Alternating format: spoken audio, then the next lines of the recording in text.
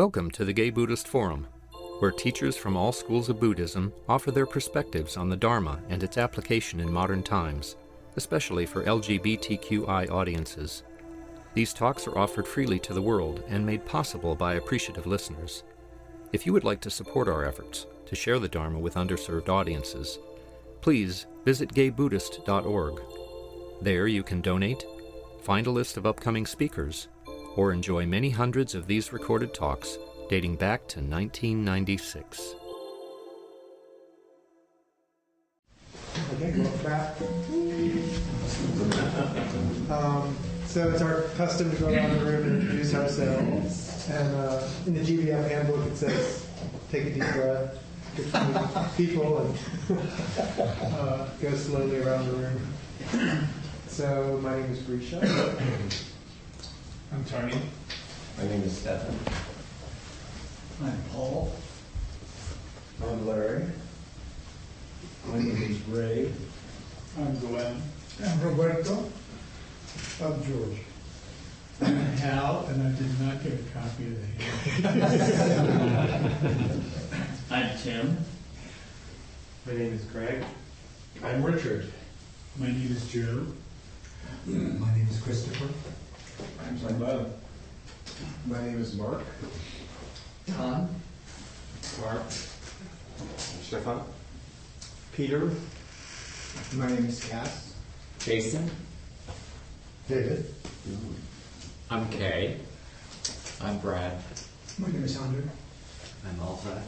Richard. My name is Dennis. Jack. My name is Marion. Rick. Mike. David. My name is Jerry. My name is Harley. I'm Clint, and Hal, I'll lend you my copy. Thank you. I always carry it with me. My name is Bob. Sorry. Thank you, and welcome John Martin, who is our teacher today. And John teaches Vipassana, Metta, and LGBTQI themed meditation retreats. He leads an ongoing weekly Monday evening meditation group in the Castro, teaches both an advanced practitioners program group and a dedicated practitioners group, and is the co-guiding teacher for the LGBTQIA Sangha at the Insight Meditation Center in Redwood City. John serves on both the Spirit Rock Teachers Council and the Governing Teachers Council. He has a dedicated practice while being engaged in the working world and emphasizes practice for daily life. He completed SRMC, IMS, IRC 4-year teacher training in 2016. John served as hospice volunteer for many years, first with Shanti Project and more recently with the Zen Hospice Project. So thank you. Thank you. Welcome. I feel like I need to shorten that bio now. It's a long bio. So I'm going to have to ask for support with my voice to make sure it's loud enough. Am I loud enough right now? Yes. Okay. So a few folks. So Harley, if you can particularly, Harley, David, just give me a signal if I need to raise my voice. My voice tends to fade.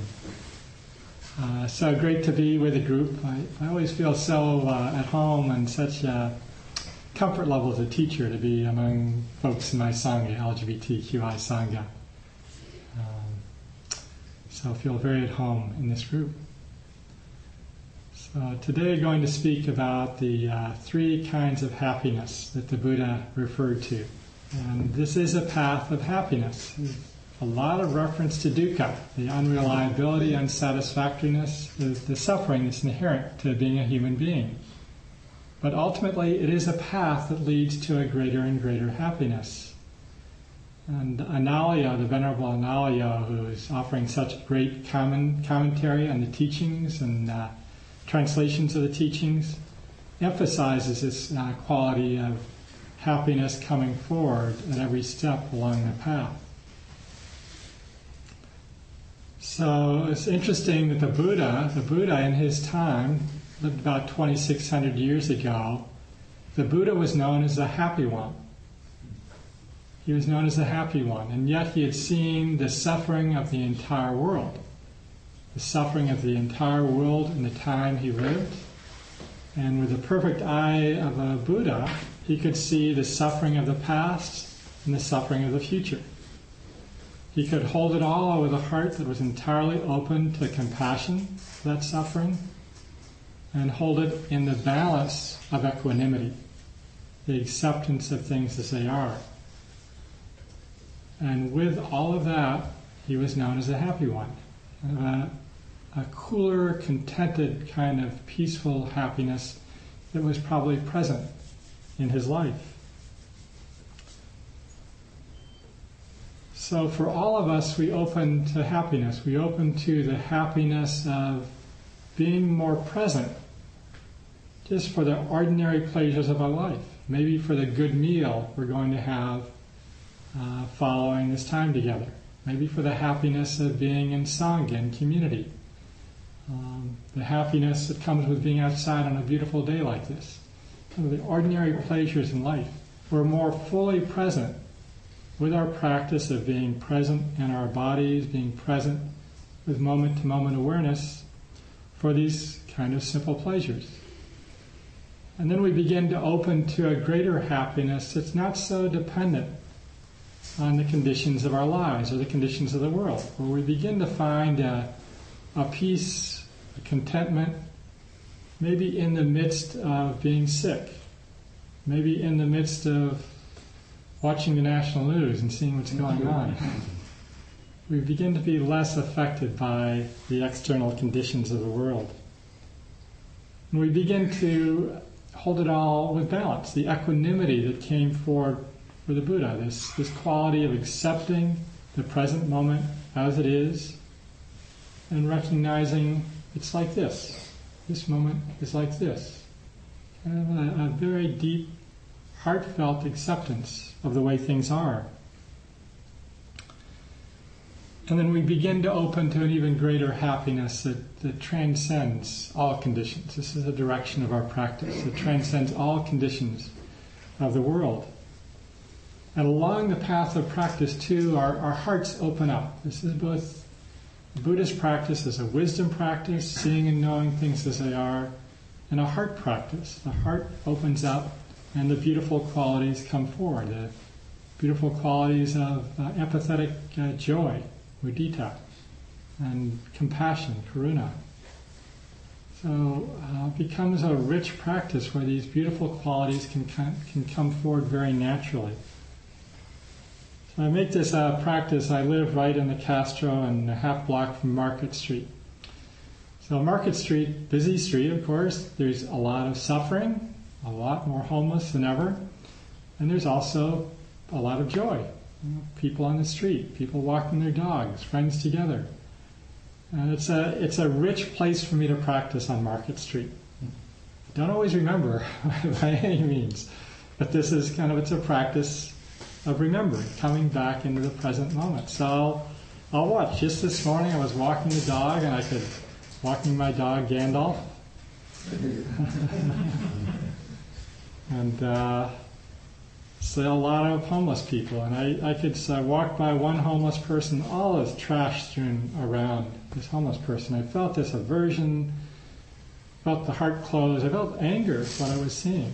So what's going on? I checked, okay, there's aversion, there's anger. Once I could be present for that, then the heart opened up, and I could feel some human connection and see this was a human being who was greatly suffering. It was, I think, tweaking and probably a severe addiction.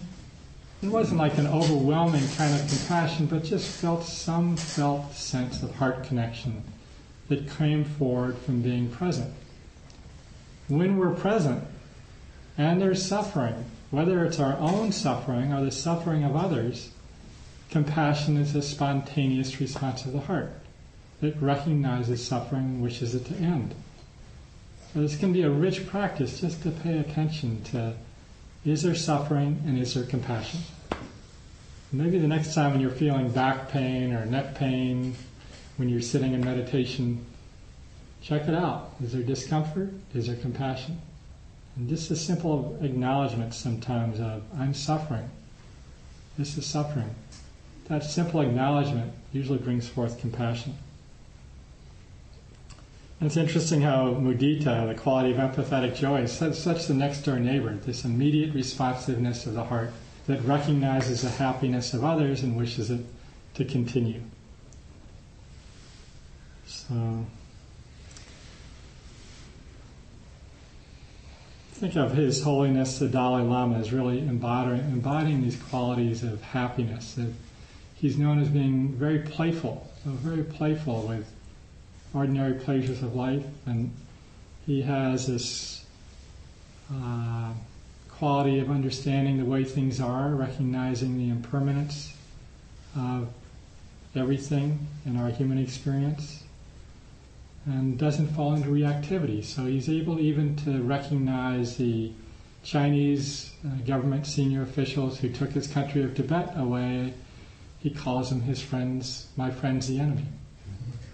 A quality of great peace. And he's not overcome by ill will or hatred. So we all have this potentiality of awakening to the deepest freedom and happiness. The Buddha refers to this as garbha, the Pali word. Garbha is this embryonic potentiality for awakening that's within every being. Like Buddha nature is a way to describe this. So every being has this right to awaken to this deeper happiness that transcends the conditions of the world. And we are all on the path. The Buddha said there's no getting off the path. You're on the path. You can't get off. Even if you stop meditating for a few years, you're still on the path. And the path leads in one direction. And we all benefit from the practice. And I'll particularly emphasize in the talk today the importance of opening and appreciating the happiness that comes forward in our practice. So there is suffering, and that's part of the practice. I was pointing out the aversion, anger that arises in my practice sometimes when I walk on Market Street, see the suffering. But when we open to see that suffering, it supports the clear seeing, supports the purification of the heart, supports the release of the heart. It gets captured well in this quote from Bishop Desmond Tutu. We are meant to live in joy. This does not mean that life will be easy or painless. It means that we can turn our faces to the wind and accept that this is a storm we must pass through. So we're required to turn toward whatever is present and trust the practice, trust the purification process that will follow, and that it leads to a greater happiness. So the three kinds of happiness. I'll be, for those of you who are into the Buddhist texts, I'm referring to the Samyutta Nikaya 3631, where the Buddha speaks about the three kinds of happiness, and also drawing from instructions from one of my teachers, Philip Moffat, on these three kinds of happiness. So I mentioned the first kind is this happiness of the simple pleasures of the world, of good food, friends, nature, hearing good music, having a cup of tea, just simple pleasures. And the Buddha didn't deny these pleasures. This is Buddha's teachings are a middle way practice. He doesn't call for either an extreme asceticism or overindulgence. So he acknowledges there's a pleasure, a happiness from these simple pleasures, but that often we end up clinging, holding on, trying to make these simple pleasures permanent. And the second kind of happiness is based more on understanding, based on understanding the way things are, recognizing the impermanent nature of all experiences.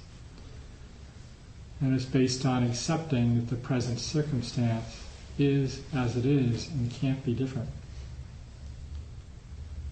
And then there's a happiness that's entirely independent of any condition of the world. So it's the ultimate transcendence of the material conditions. It's not dependent on health, relationships, finances, politics, anything else. So I'll talk today about find more details on these three kinds of happiness and offer some tools to support bringing forth more happiness and joy in practice. So I think I'll tell a story. I wasn't going to tell this story, but it's one of my favorite stories. I think only a few of you have heard it. My favorite story of meeting His Holiness the Dalai Lama, and story that it makes me feel happy just reflecting on it. And So about 12 years ago, I was working at the airport, worked at the airport for many years, and I've been practicing for about 6-7 years. And one of the police officers who I knew at the airport told me His Holiness the Dalai Lama would be coming through the airport, and that he could arrange for me to see him when he got off the plane. So I arranged to go into the airport and meet him on a Saturday morning. And he came in on a Japan Airlines flight from Tokyo, traveling all the way from India. So he'd probably been traveling for close to 18 hours, maybe 20 hours, a very long day.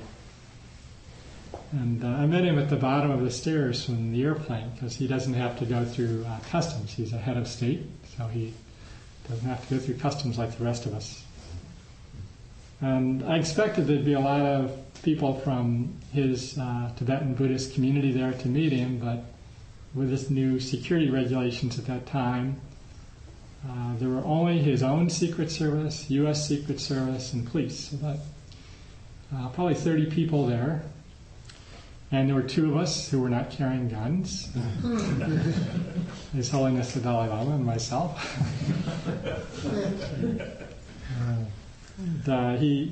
He came down those stairs after that long trip, and he was just radiating kindness and happiness, a sense of peace.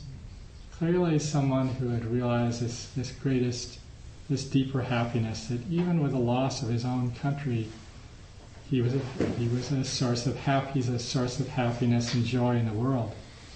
So he came down the stairs, and I bowed to him, and he took my hand. And I didn't expect it, but the police officer had a camera and took our photo together. And while the photo was being taken, I told His Holiness the Dalai Lama that I was a practitioner. And he nodded. And then he walked to his car slowly, maybe 60, 70 feet, a little motorcade of about 5 cars. And he was about ready to get into the car, and then he looked back toward me. And I thought, he can't be looking at me. But, what do you do? When His Holiness the Dalai Lama is looking at you, I bowed to him. And he waved me over, motioned me over, and took my hand again and just said, "Tell me, I want to know, how long have you been practicing?" And that's really just the story, that he was so present that he could feel the importance of my meeting him, and this natural compassion, recognizing my suffering, my wish to practice, to realize the end of suffering, his generosity after that long day of travel to take the time to call me over, his kindness.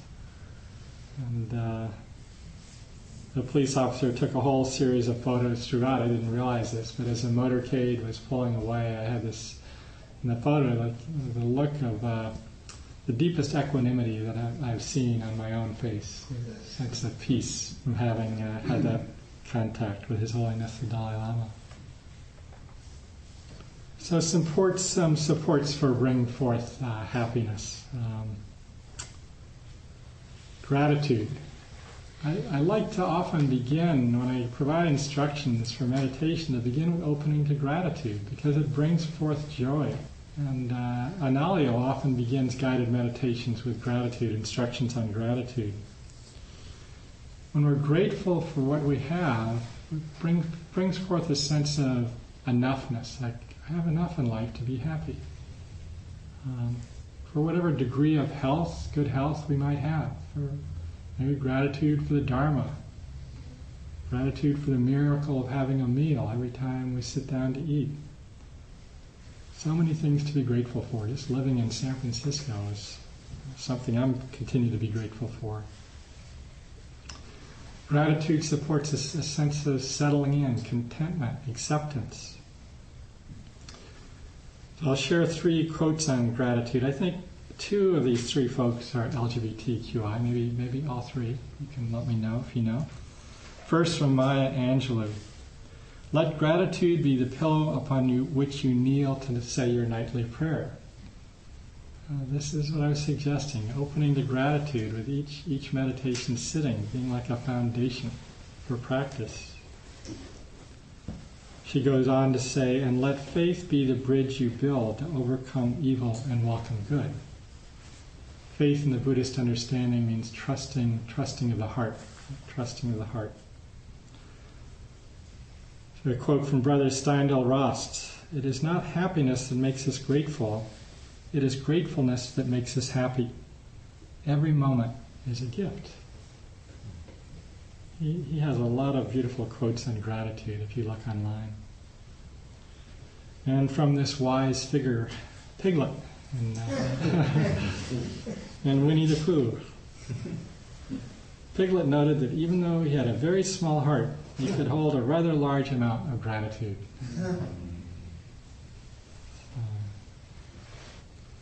When we're present in our bodies, in our lives, we open to more and more of these moments of gratitude, and therefore more and more moments of joy. And the beautiful qualities of our own heart, they're already there, you could say. The qualities of loving kindness and compassion, equanimity, just very naturally come forward. And we connect with other human beings. Like when our hearts open with gratitude for what we have, somehow we open up to see that we're all connected. We're all so completely interconnected in life. For the things we're grateful for, we're connected to other beings in suffering. Every being subject to old age, sickness, and death. Every being wanting happiness, safety, health, and ease, just as we do. Every being, without exception. We really open our hearts to this human connection. Another great source of happiness comes as we harmonize our words and our actions in the world, to be in harmony with our own hearts, with our own heart's deepest wishes, to be in the world in a non-harming way, in a supportive way for others. This is often described as ethical behavior, but I much prefer the word harmony. Harmonizing our words and actions to be in harmony with other beings, in harmony with society. The Buddha used the words, the bliss of blamelessness that comes forward when we're in harmony with our own hearts. From Gandhi, happiness is when what you think, what you say, and what you do are in harmony. And from His Holiness the Dalai Lama, happiness isn't ready-made, it comes from your actions, emphasizing the importance of actions. And in my own practice, the happiness that comes forward as I really bring the deepest attention to my intentions in the world. It was shortly after I met His Holiness the Dalai Lama that I made the decision to bring the practice to the whole of my life. And the key aspect in bringing the practice to the whole of my life has been practicing with wise intention. To check if there's an intention of kindness, intention of non-harming, and an intention of letting go, of not getting caught up in needing things to be a particular way. So a little bit more on all three kinds of happiness. The first kind of happiness, happiness based on conditions, Philip Moffat calls it sukha dukkha. So sukha meaning well-being, but dukkha because it's ultimately not reliable.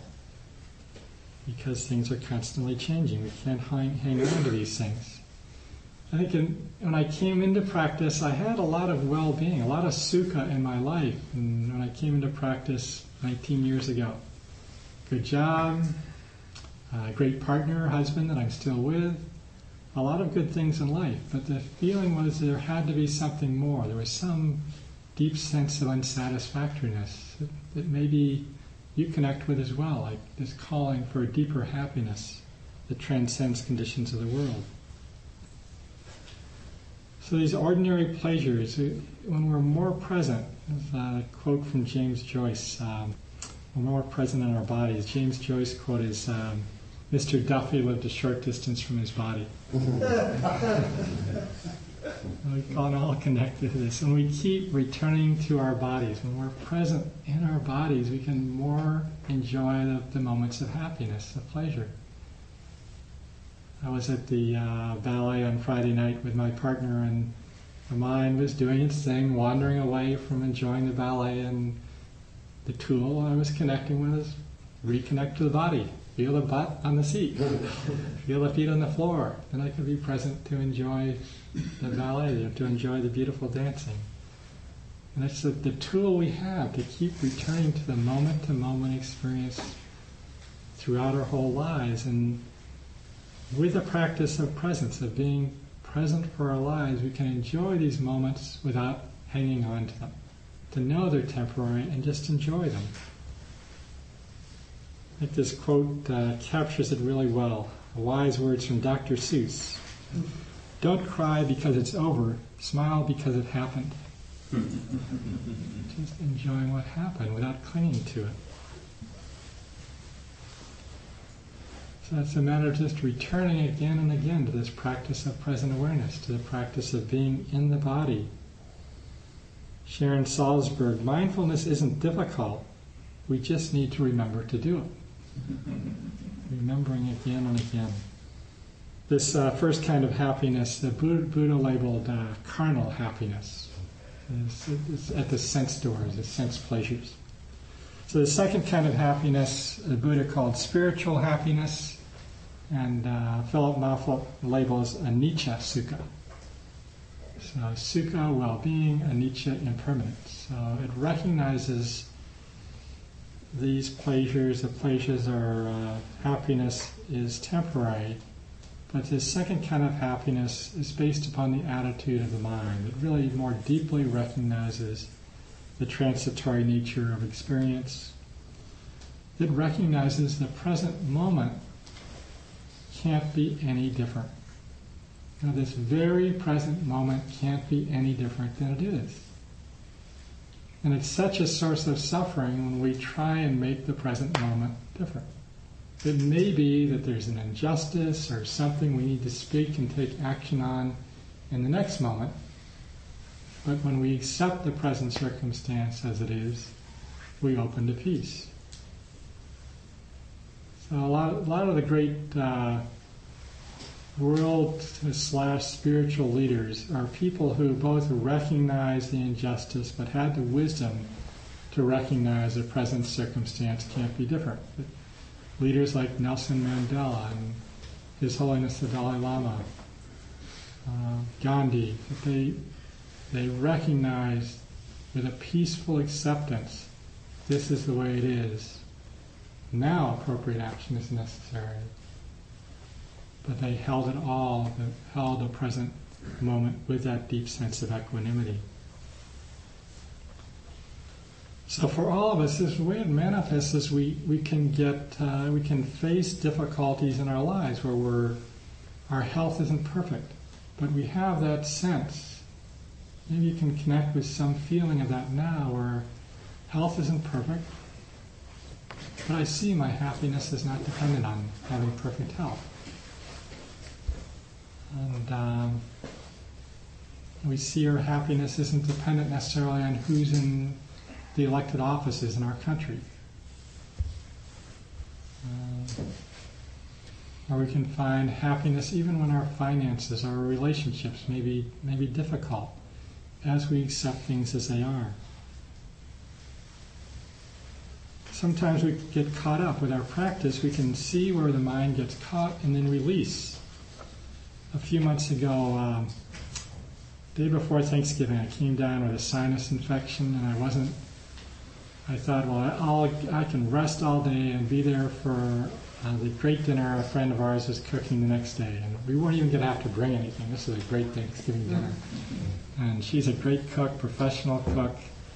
And I woke up Thanksgiving Day and I was just bedridden. I was so sick. And the mind was really spinning. What did I do wrong? Why didn't I take better care of myself? Why is it happening now? I was shooting that second arrow you may hear referred to in the teachings, of the resistance, the clinging, the reactivity to the present circumstance. So eventually, after a few hours, I have this practice. Return to the body. What's going on? A whole lot of reactivity. I'm suffering. I'm suffering. Allowing some sense of compassion to come forward. So I couldn't go to the dinner. And my partner tried to call Uber and have Uber deliver some food to me from the dinner. Uber doesn't deliver food that way. So my Thanksgiving dinner was a peanut butter sandwich and an orange. So that was all that was in the refrigerator. And I was happy. It wasn't overflowing kind of happiness, but I felt basic peace because I wasn't caught in reactivity. This happiness that's not so dependent on conditions. Captured by Ajahn Chah in this quote, "Try to be mindful and let things take their natural course. Then your mind will become still. Problems will arise and you will see through them immediately. This is the happiness of the Buddha." So we begin to see more clearly what leads to happiness and what leads to suffering. And actually the greatest happiness is not in the material conditions of the world. And the cause of suffering is a clinging and wanting things to be a particular way, trying to make what is pleasant, what is pleasurable, permanent, when it can't be made permanent. If we cling to having perfect health, cling to wanting all of the people in our lives to behave the way we want them to behave, getting all the people elected to office in our country that can really make the right changes in our country, if we cling to those things, we suffer. If we make our happiness dependent on those things, we suffer. If we don't cling, when we don't cling to anything whatsoever, peace is possible in any moment. Even in moments of great physical discomfort. Even in the midst of the ill will and hatred that is so prevalent in our country right now. We can be at peace in any moment where there's non-clinging. It's the third noble truth. Peace is possible.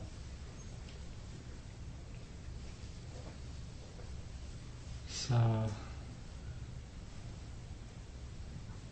need to end about 10 out? Is that Yes. Okay, we're going to idea. So I want to share another story. I just found this on the internet recently. A story brings me happiness and sharing of how when we're present, this is even for a child being present, the way gratitude and kindness and compassion naturally come forward.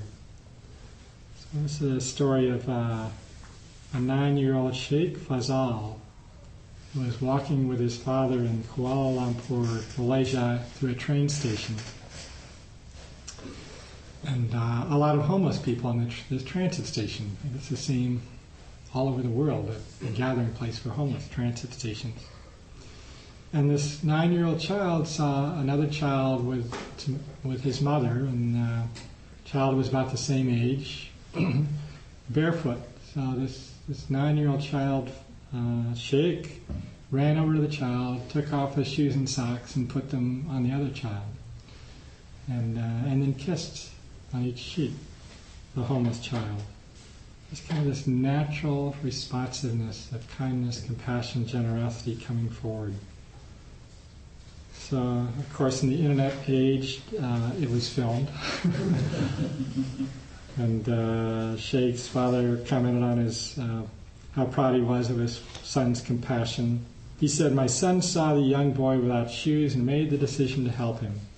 He showed his love for everyone there, even though they are homeless. He went home without his own shoes."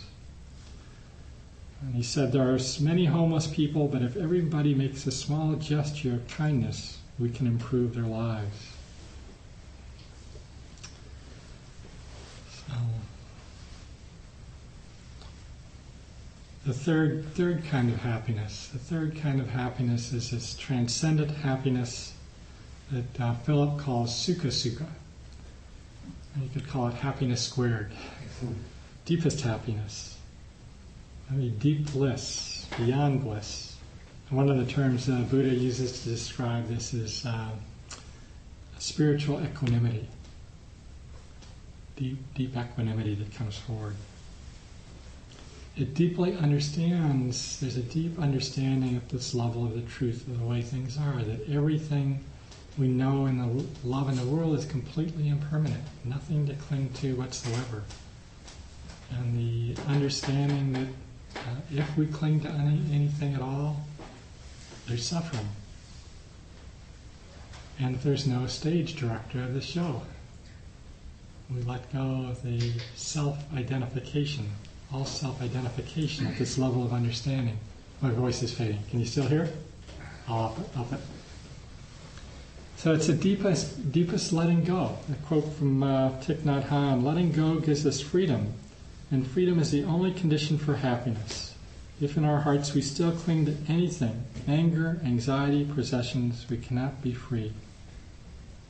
And we all do open these moments of happiness, these profound moments of happiness we can often miss. They can be small and short, but they really are supporting an opening to the deeper and more lasting. When we realize this at the deepest level, it becomes kind of an unshakable happiness. But we can see these moments of complete letting go, when there's no hanging on to the future, no grasping onto something of the past, just when we're completely present, not any clinging whatsoever. We have these moments of great peace, of great contentment. It might be a moment, someone described to me recently, of taking off their shoe, like in the midst of taking off their shoe. Great peace. At a time when a lot of people can experience is seeing a sunset. We know, like, we can see a beautiful sunset on the beach, and we know it's not going to last, right? No one thinks a sunset's going to last. You can't cling to a sunset. But just being present for that beauty in that moment. It's a moment of freedom. Once in a while I experienced when my favorite dancer of the ballet, Yan Yan Tan, has been dancing, I think, for 24 years. Must be nearing the end of her career. And it's just, there's something that just releases sometimes in seeing her dancing that transcends even the momentary awareness that goes beyond. For some people, it's like right when we're in the midst, maybe when we're with someone who's dying, in the midst of great suffering, or we receive a serious health diagnosis ourselves, there can sometimes be just this moment of complete letting go. You wouldn't normally describe that as a happiness, but it's kind of a peace or contentment that goes beyond the ordinary world.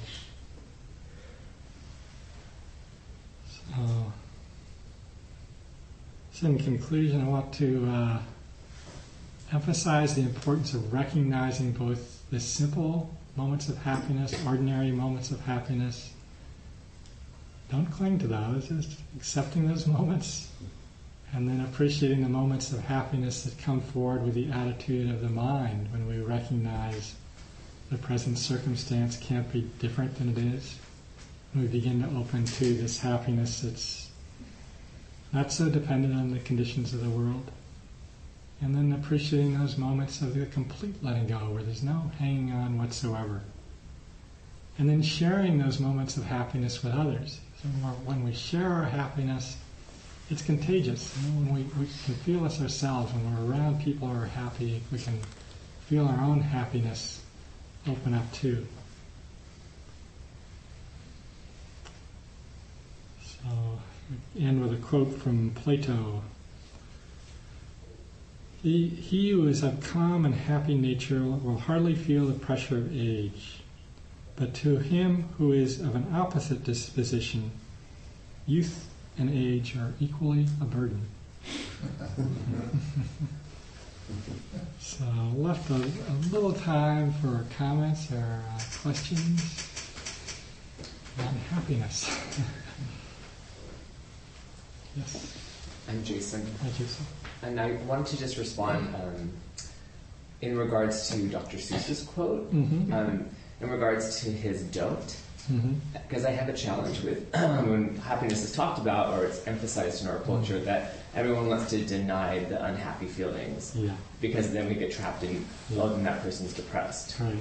And so I'm going to bring in Winnie the Pooh for a moment, since she brought in Piglet, that we have Eeyore, and there's a great quote going around the internet about how Eeyore isn't critiqued for being Eeyore. He's always allowed to come to every party, to every gathering for them, so they don't seem to have a problem with him. Yeah. But I wanted to just edit Dr. Seuss's quote with, rather than a don't, a do, and put in an and. Okay. So let's try resync. Piglet noted that... No, not the Piglet one, the Dr. Seuss quote. Dr. Seuss, sorry. Okay, so let me read it the way it's written. Don't cry because it's over, smile because it happened. So you would change it to cry because it's over. Do cry. Do cry because it's over, and smile because it happened. Yes. Okay, beautiful. I like that. And it fits with our practice because we're to shine the light of awareness on everything that's present. In effect, welcoming all the visitors that come into awareness with acceptance. And I like it. I like it. Can I use that in the future? I will use this quote without edit because it does better capture the practice. Thank you. That's my hand over here. Clark. Great to see you. It's a great example. It's a long time. We were in the DPP a zillion years ago, 2004 or something like that. So this may be too personal questions. You can answer personally or not. The Thanksgiving quote, the Thanksgiving story, I thought was so interesting. How like you were unhappy and you were thinking of something power stuff, and then there was this letting go. Yeah. And what I'm kind of curious about is when I think about it myself, in my own practice, sometimes if I'm doing something, and like this morning, for example, and I was at a certain stage, like a Tibetan practice, then like something will arise that's like, oh wow, it's gone right away. Yeah. But then other times, I'm sort of intellectually aware that, oh, this is suffering. It doesn't quite go away like that. It's sort of, it's less like, oh, it's gone, than it is some quite elaborate set of comings and goings and things. So I'm just like curious. If you I think it ties right to what Jason said too. I mean, it's like sometimes we're just like this morning when I was walking, I saw this homeless person, just saw the aversion and it went like that. Other times, like when I was sick with that sinus infection, I really had to be with the reactivity and see the aversion and judging and feel the tension in the body and be with that for some time, and then it'd go away and would come back. And sometimes it's like a bouncing basketball. It bounces once, you have to see it, then it bounces a little less, see it again. Eventually it stops. But it also required compassion. So I had to be present for it and then allow the recognition of the suffering, and very naturally some sense of compassion for myself came forward. And with the self-compassion, then I could relax. So letting go, we can't just command, let go. Like that'd be great, wouldn't it? Like just let go and realize enlightenment. Not so easy. It requires attention, it requires compassion, kindness, equanimity. Sometimes it requires whole lot of work, and being like going to the deepest levels of shame or fear or grief that we may carry for decades in our life, and it really requires some continued going back within to allow compassionate attention, to allow the healing to happen. Is that helpful? Yeah, it's kind of related to Jason's comment in the sense that I think that sometimes people can like judge themselves or judge others of like, why don't you just go for it, right? Yeah. So there's a way in which like sometimes the way people say the things that you're saying might be misunderstood as like, oh, you only did it right, it would just go away right away, as opposed to that who knows, sometimes, like you said, it just goes away, and other times it's quite bouncing ball. Yeah. I appreciate you both making these comments. I kind of now feeling like I probably could have emphasized the importance more of being with the difficulties as they come up, and that having to really stick with it, and the willingness to welcome all of those visitors with compassion, to support the joy coming forward, to support the happiness coming forward. It's a path of happiness, but it's not an easy path, and as Desmond Tutu said, we have to turn toward the wind,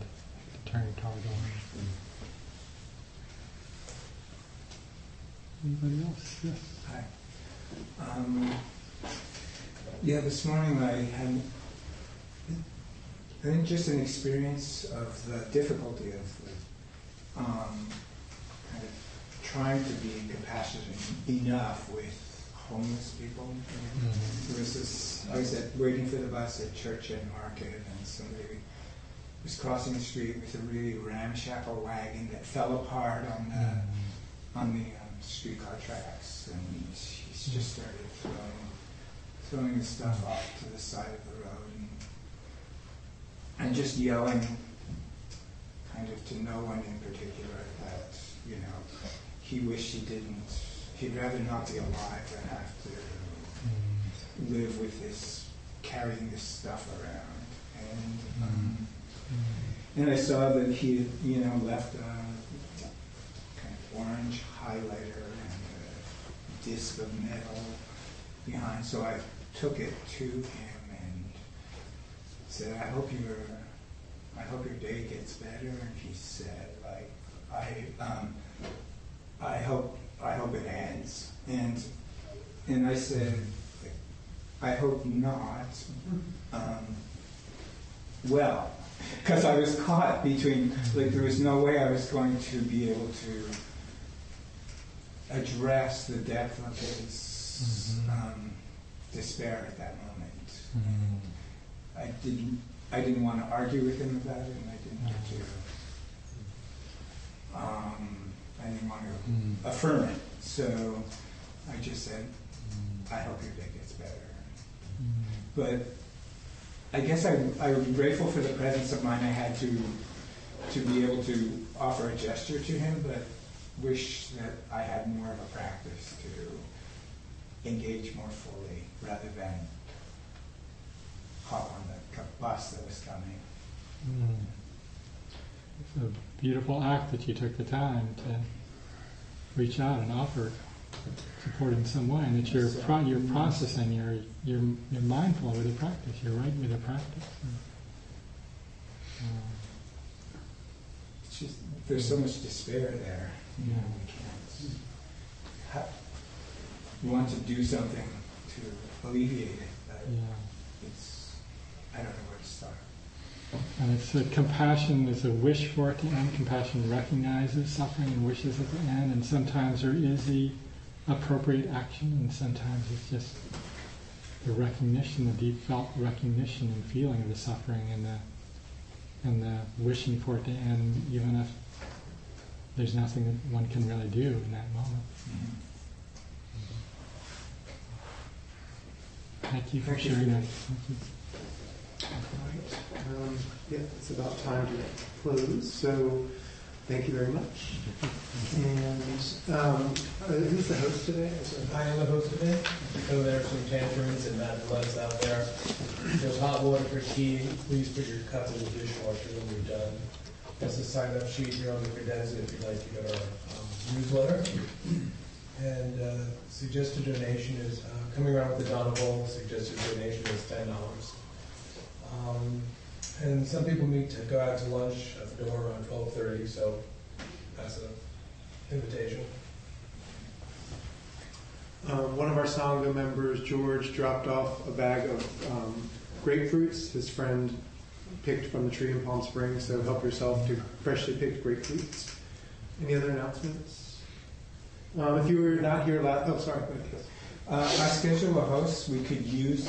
We don't have a host schedule for next week, so if anybody's willing to step in and handle that, please speak to me during social time. I actually do have an announcement. Joe Good has a dance performance with his troupe at the Jewish Museum over across from Yuba Buena. I think it's April 3rd. So I tend to go. It'd be nice if other people might consider it. It would be good to support Joe and also be a really entertaining experience. I think it's the free day too. Is it? Okay,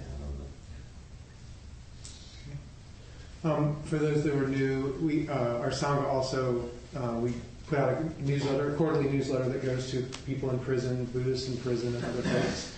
And one of the prison pen pals painted this for us. We arrived last week. There's a card if you want to read it, but we agreed last week we just put it up every week when we come in. And the forever knot represents to him this sort of community always being together, never being apart, this oneness. So yeah, that's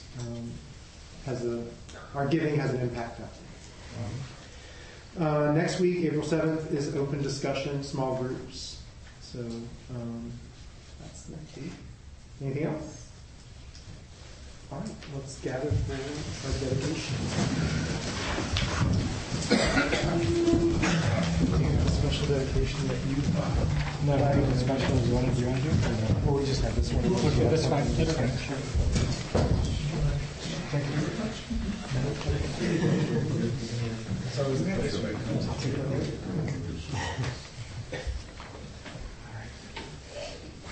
By the power and truth of this practice, may all beings have happiness and the causes of happiness.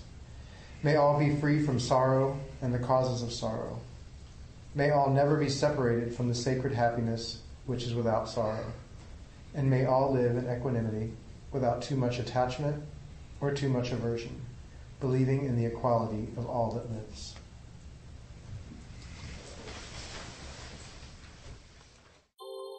Thank you for listening to the Gay Buddhist Forum.